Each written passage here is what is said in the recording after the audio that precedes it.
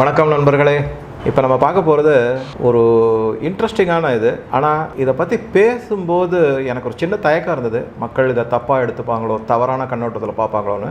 அப்படி பார்க்க வேண்டாம்னு முதல்லையே நான் கேட்டுக்கிறேன் உங்கள் எல்லாரையும். இந்த டாபிக் என்ன அப்படின்னா, ரிசர்வேஷனை பற்றி. அதாவது பின்தங்கிய வகுப்பினர்களுக்கோ கொடுக்கப்படும் கல்லூரி, அதாவது கல்வி நிலையங்கள் மற்றும் வேலை வாய்ப்புகளை அதில் கொடுக்கக்கூடிய இட ஒதுக்கீடு, அதை பற்றி நம்ம பார்க்க போகிறோம். இது எதனால் எனக்கு பேசணும் அப்படின்னு தோணுச்சு அப்படின்றதுக்கு காரணம் வந்து பிஆர் கவை அப்படின்னு ஒரு சுப்ரீம் கோர்ட் ஜட்ஜ் இருக்கார். அவர் சொன்ன ஸ்டேட்மெண்ட் தாங்க. அதை வச்சு தான் நான் சரி இதை பற்றி கொஞ்சம் நம்ம மக்களுக்கு எடுத்து சொல்லுவோமே அப்படின்னு. இந்த பிஆர் கவை வந்து 5 ஜட்ஜ் பெஞ்ச் ஒன்று அமைச்சாங்க under the chief justice Shri Chandrachud வரும், ஜஸ்டிஸ் சந்திரசூட் தலைமையில். இந்த கேஸ் ஆக்சுவலாக பார்த்தீங்கன்னாக்கா பஞ்சாப் அகேன்ஸ்ட் கவர்மெண்ட் வந்து ஒரு கேஸ் போட்டு ஒரு 20 வருஷத்துக்கு முன்னாடி. அதில் சில ஏதோ சிக்கல்கள்லாம் இருந்தது இந்த ரிசர்வேஷன் பாலிசியில். அதனால அவங்க கேஸ் போட்டாங்க. அதை வந்து ஹைகோர்ட், பஞ்சாப் ஹைகோர்ட் வந்து கவர்மெண்ட்டினுடைய ரிக்வஸ்ட்டை தள்ளுபடி பண்ணிடுச்சு. என்னன்னா, மேல் பதவிக்கு இந்த ரிசர்வேஷன் உண்டா கிடையாதா அப்படிங்கிறத பற்றி இதை பற்றி பேசுது. அதில் வந்தது. இந்த மாதிரி வரும்போது என்ன ஆச்சு அப்படின்னாக்கா, இந்த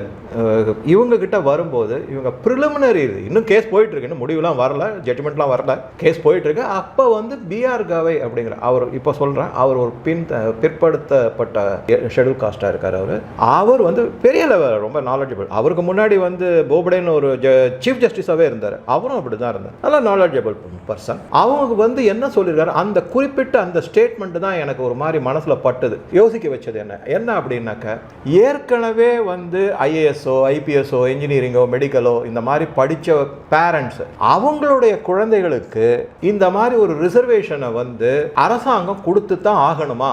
ஏன் அந்த பேரண்ட்ஸினுடைய ரெஸ்பான்சிபிலிட்டி அது கிடையாதா? அந்த குழந்தைகளை நல்லபடியாக படிக்க வச்சு நல்ல முன்னேற்றம் கொண்டு வந்து அந்த மாதிரி செய்யக்கூடிய கடமை அந்த பேரண்ட்ஸுக்கு கிடையாதா? எப்போ பார்த்தாலும் அரசாங்கம் தான் அந்த கடமையை எடுத்துக்கணுமா? இது நியாயமாக படலை. Number 1 point. ரெண்டாவது, இவங்களே, அதாவது பெனிஃபிட் யாருக்கு கிடைச்சிருக்கோ அந்த குடும்பங்களே இந்த பெனிஃபிட்டை எடுத்து செஞ்சுக்கிட்டு இருந்தால், பெனிஃபிட் போய் சேராத மற்ற தகுதி வாய்ந்தவங்களுக்கு, போய் சேராமல் இருக்கிறவங்களுக்கு எப்போ போய் சேரும்? அப்போ என்ன ஆகுது அப்படின்னா, ஒரு சின்ன பர்சன்டேஜ் ஆஃப் பீப்புள் மட்டும்தான் இந்த பெனிஃபிட் அனுபவிச்சுக்கிட்டே வரும். அவங்க சந்ததி, அவங்க பையன் பொண்ணு, அதுக்கு கீழே அந்த மாதிரி மற்ற பரவலாக மற்றவங்களுக்கு இது போக மாட்டேங்குது. அதனால இதுக்கு ஒரு சொல்யூஷன் கண்டுபிடிக்கணும்.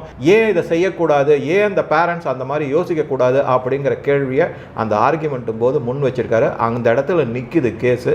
இதனுடைய பின்புலம் எப்படின்னு பார்த்தோம்னாக்க, டாக்டர் அம்பேத்கர் அவர்கள் வந்து இதை தான் ரிசர்வேஷன் பாலிசி ஆரம்பிக்கும் போது என்ன சொன்னார், 5 வருஷம் இல்லை 10 வருஷம் தான்ப்பா, அதுக்கு மேலெல்லாம் கிடையாது அப்படிங்கிற மாதிரி தான். ஏன்னா அதுக்குள்ள முன்னேறிடும், எல்லாருக்கும் அந்த பெனிஃபிட் போகும் அப்படிங்கிற ஆங்கிளில் அவர் சொன்னார். அதெல்லாம் கரெக்டு. ஆனால் என்ன ஆயிடுச்சு அப்படின்னா, நமக்கு தெரியும் அது கண்டினியூஸாக வந்து அதை வந்து அம்பேத்கருடைய பிரின்சிபலும் கொள்கைகளும் எப்படி இருந்ததோ, உன்னதமான கொள்கைகள், எல்லாரும் நல்லா இருக்கணும். ஏன்னா இப்போ மோடி சொல்கிற மாதிரி சப்கா சாத், ஓகே, அதுதான் எல்லாம் வரணும், சப்கா பிரயாஸ், சப்கா விஸ்வாஸ் அப்படிங்கிற மாதிரி, அது சப்கா விகாஸ். அதனால வந்து என்னென்னா, அவர் அந்த மாதிரி தான் நினச்சிருக்காரு. ஆக்சுவலாக எனக்கு இன்ஃபேக்ட் இப்போ என்ன தோணுதுன்னா, ஒருவேளை அம்பேத்கர் கிட்ட தான் மோடி அந்த ஸ்லோகனே எடுத்துக்கிட்டாரோன்னு கூட சொல்லலாம். நம்ம இருக்கட்டும்.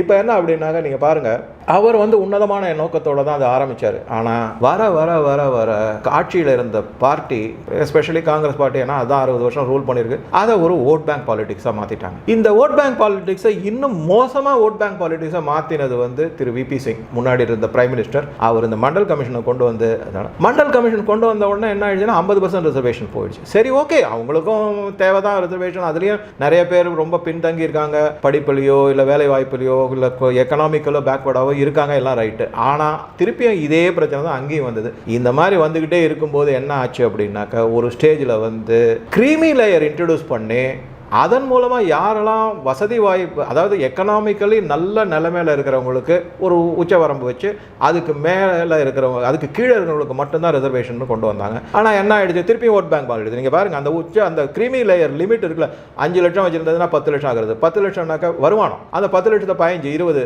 அந்த மாதிரி மேலே கொண்டு போயிட்டே இருந்தாக்கா டெஃபினட்டாக யார் வர போகிறாங்க? இது ஏற்கனவே பெனிஃபிட் ஆனவங்க திருப்பி வர போகிறாங்க. இங்கே பாருங்கள், ஒரு நகைச்சுவையான நிகழ்ச்சி என்ன சொல்கிற விரும்புகிறேன்னாக்கா, தமிழ்நாட்டில் ஒரு சின்னது திரு எம்ஜிஆர் அவர்கள் அவர்கள் முதல்வராக இருந்தபோது என்ன பண்ணாங்கன்னா, இந்த மாதிரி தான் எல்லா ஜாதி கட்சிகளும் கூடினாங்க. எங்களுக்கு ரிசர்வேஷன் வேணும், எனக்கு 8% வேணும், 10% வேணும், 12% வேணும், எல்லாம் போட்டு ஒரே ராவடி பண்ணி ரொம்ப தொந்தரவு பண்ணிகிட்டே இருந்தாங்களா. போராட்டம்னு தான் அறிவிப்பு. எம்ஜிஆர் வந்து அசைக்க முடியாத ஒரு சீஃப் மினிஸ்டராக இருந்தது. அது மற்ற கட்சிகளுக்கு பிடிக்கல, அவங்களும் ஆட்சிக்கு வரணும் அப்படின்றதுனால என்னென்னமோ உத்திகளெல்லாம் கையில் எடுத்து செஞ்சு பார்த்தாங்க. எம்ஜிஆர் பார்த்தாரு, இது என்ன ஏன் இந்த பம்பு அப்படின்னு சொல்லிட்டு அவர் என்ன பண்ணாருன்னா, வந்து நீங்கள் எல்லாரும் வாங்க ஒரு மீட்டிங்க்கு அப்படின்னாரு. கூப்பிட்டாரு. யார் யாருக்கு எவ்வளோ பர்சன்டேஜ் ரிசர்வேஷன் வேணும் அப்படின்னு கேட்டார். எல்லாரும் ஒரு பேப்பரில் எழுதினாங்க. செக்ரட்டரியை கூப்பிட்டாரு. ஏப்பா எல்லாத்தையும் கலெக்ட் பண்ணி கூட எவ்வளோ வருதுன்னு பார்த்தேன். அது பாட்டுக்கு 150 160% போகுது.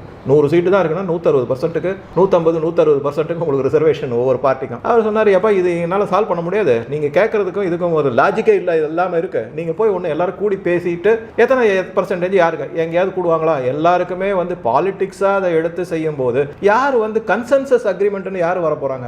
வரவே இல்லை. அது அப்படியே விசில் அவுட் ஆயிடுச்சு. அது வேற விஷயம். இது ஒரு நகைச்சுவையான நிகழ்ச்சியாக நம்ம பார்க்கலாமே தவிர ஒரு சீரியஸாக எடுத்துக்காதீங்க. நான் இது ஒரு இதுவாக தான் சொன்னேன். ஆனால் இது நடந்தது உண்மை. இது அப்பயே பத்திரிகை இல்லாமல் வந்தது. இதை பற்றி இது தெரியும் எல்லாருக்குமே. இப்போ நான் எதை திருப்பி சொல்ல வரேன் அப்படின்னா, இங்கே வந்து இந்த யார் பெனிஃபிட் கிடைச்சிக்கிட்டே இருக்கோ அவங்களே ஏன் திருப்பி இது செய்கிறாங்கன்னு நான் நிறைய விஷயத்தில் என்னுடைய சொந்த அனுபவத்தையே நான் சொல்கிறேன். என்கிட்ட ஒரு மாணவி இருந்தாங்க.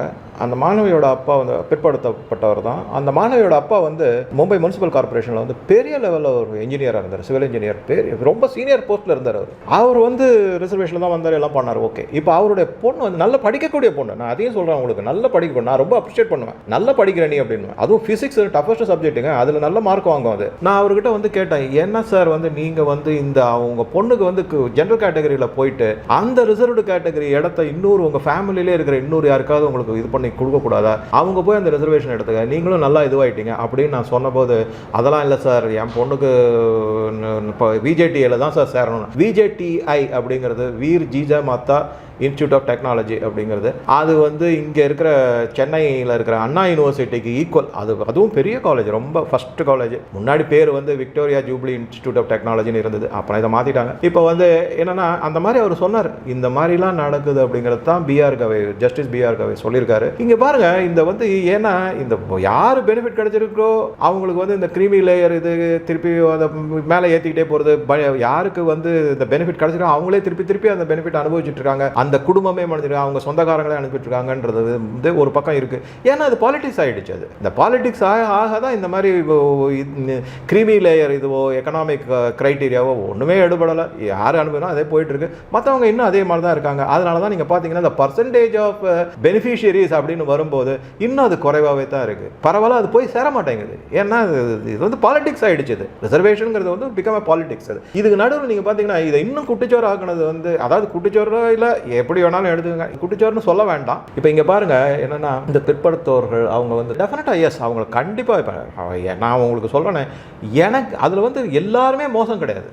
நிறைய பேர் இருக்காங்க, நல்ல மக்களும் இருக்காங்க, நல்ல இன்டெலிஜென்ட் பீப்புளும் இருக்காங்க. இப்போ நான் ஒரு 2 உதாரணம் சொல்றேன் பாருங்க. ஒன்று வந்து என்னுடைய எம்பிஏ நான் படிக்கிறதுக்காக வந்து எனக்கு உதவி செஞ்சு புக்ஸ் எல்லாம் கொடுத்து எனக்கு அப்பப்போ டவுட்ஸ்லாம் கிளியர் பண்ண செஞ்சது வந்து ஒரு பிற்படுத்தப்பட்டது தான். அவர் ஒரு ஆந்திராக்காரர், என் கூட பாம்பேல எங்கள் பக்கத்தில் இருந்தார். அவர்கிட்ட அவர் மூலமாக தான் நான் வந்து நிறைய விஷயங்கள் கற்றுக்கிட்டேன். அதில் எல்லாம் அது நெளிவு சுழிவுனாங்க. இந்த மாதிரி எக்ஸாம், இந்த காம்படிட்டிவ் எக்ஸாம்லாம் எப்பவுமே வெறும் நாலேஜ் மட்டும் பத்தாது. அதில் ஒரு சில நெளிவு சுழிவு இருக்கும். அதை எடுத்துட்டு, ஏன்னா நெகட்டிவ் மார்க்லாம் இருக்கும். அந்த மாதிரி இருந்தால் தான் நீங்கள் அதில் பாஸ் பண்ணி மேலே வர முடியும், காம்படிஷனில் ஜெயிக்க முடியும். இது ஒரு எக்ஸாம்பிள், என்னுடைய ஓன் எக்ஸாம்பிளே இருக்குது. அது மாதிரி நான் சொல்ல முடியும். நான் அதை பாராட்டி அவர் ரொம்ப பாராட்டுவேன். நான் ரொம்ப எனக்கு குரு மாதிரி நினச்சிப்பேன். அது ஒரு இது இன்னொரு விஷயம், நான் பாஸ் பண்ணேன், இடம் கிடைச்சது, படித்தேன், சக்ஸஸ்ஃபுல்லாக வந்தேன், அதையும் சொல்லிக்கிறேன்.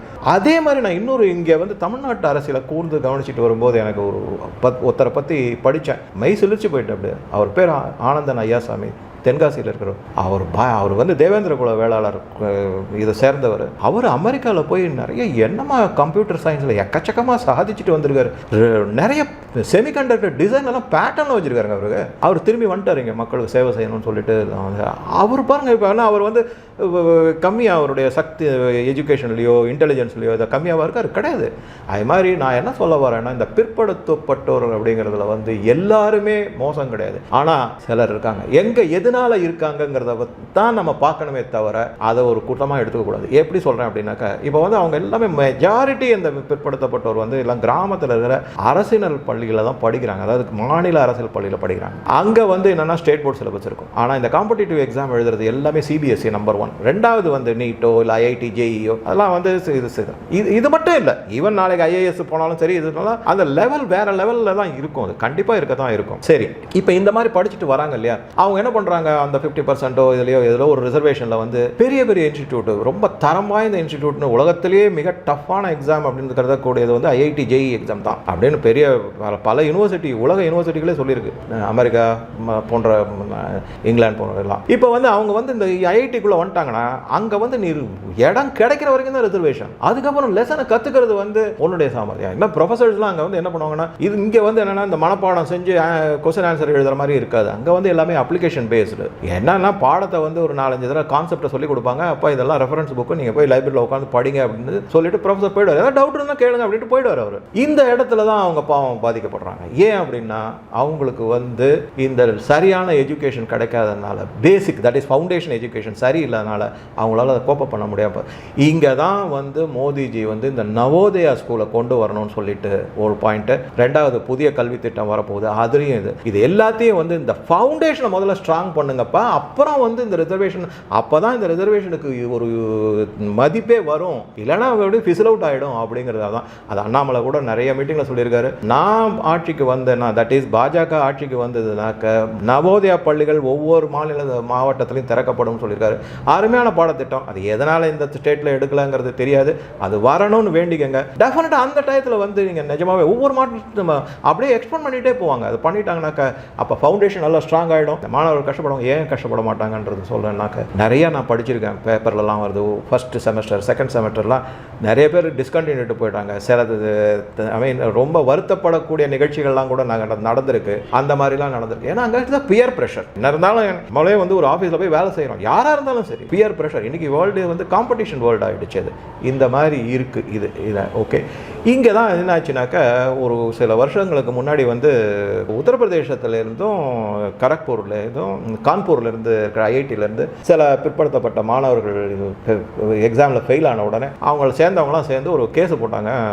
அது ஹைகோர்ட்லேருந்து சுப்ரீம் கோர்ட் வரைக்கும் போய் அவங்க சுப்ரீம் கோர்ட்டில் உடனே சொல்லிட்டாங்க, அதெல்லாம் எனக்கு தெரியாது. இன்ஸ்டிடியூட்டை கூப்பிட்டு ப்ரொஃபஸர்லாம் கூப்பிட்டு சொல்லிட்டாங்க, ஐயா எனக்கு தெரியாது, நீ என்ன பண்ணுவே தெரியாது. அவங்க மாணவர்களுக்கு அவங்க பாஸ் பண்ணுற லெவலுக்கு அவங்களுடைய கல்வி தகுதியை நீங்கள் தான் உயர்த்தணும், வேற எதுக்காக நீங்கள் ப்ரொஃபஸராக உட்காந்துருக்கீங்க அங்கே அப்படின்னு கேட்டு ஜட்ஜ்மெண்ட் கொடுத்ததுக்கு அப்புறமா தான் அவங்க வந்து ஸ்பெஷல் கோச்சிங் கிளாஸ் மாதிரி வச்சு நிறைய இது பண்ணி எந்தெந்த ரெஃபரன்ஸ் புக்கு கொடுத்து, அதாவது இப்போ என்னென்னா உங்களுக்கு 5 புக்கு இருக்குது, அங்கே 150 பேர் இருக்காங்கன்னாக்கா அந்த 5 புக்கு டக்குன்னு வேறு ஏதாவது எடுத்துகிட்டு போயிடுவாங்க. அந்த மாதிரி ஒரு 2 புக்கை ரிசர்வ் பண்ணி இவங்களுக்காக கொடுத்து இவங்களை மேலேற்றி ரொம்ப நிறையா செஞ்சுருக்காரு. மோடி அரசில் நிறைய அந்த மாதிரிலாம் வந்திருக்கு.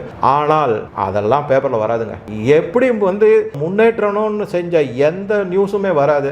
அவங்களான வந்து டிஸ்கண்டினியூ பண்ணிட்டாங்க, இது பண்ணிட்டாங்க, அவங்களுக்கு இப்படி செய்யலாம் அப்படி செய்யலாங்கிற நியூஸ் தான் வரும். சுப்ரீம் கோர்ட்டோட ஜட்ஜ்மெண்ட்டை பற்றியும் வராது. இதெல்லாம் நம்ம புரிஞ்சுக்கணும். இது இந்த மாதிரி தான் நடந்துகிட்டு இருக்கு. இப்போ வந்து என்ன அப்படின்னா, இந்த பிஆர் கவை வந்து சொன்ன மாதிரி ஒரு தரம் நீங்கள் பெனிஃபிட் அடைஞ்சிட்டீங்கன்னா ஏன் உங்களுடைய மற்ற குடும்பத்தாருக்கு, உங்களை மக்களை சேர்ந்த மக்கள் சமுதாயத்துக்கு நீங்கள் ஏன் அதை விட்டு கொடுக்க கூடாது?